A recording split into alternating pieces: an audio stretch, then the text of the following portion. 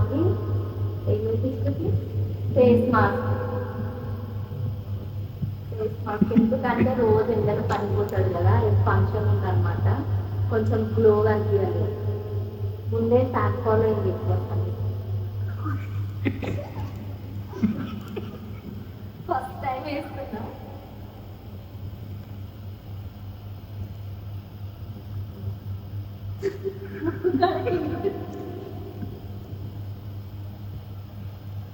ಎಲ್ಲ అయిపోతానే కదా.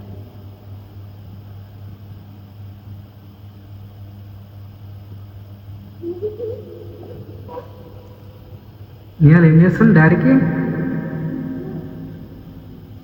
చెప్పు, ఏం చేస్తాను?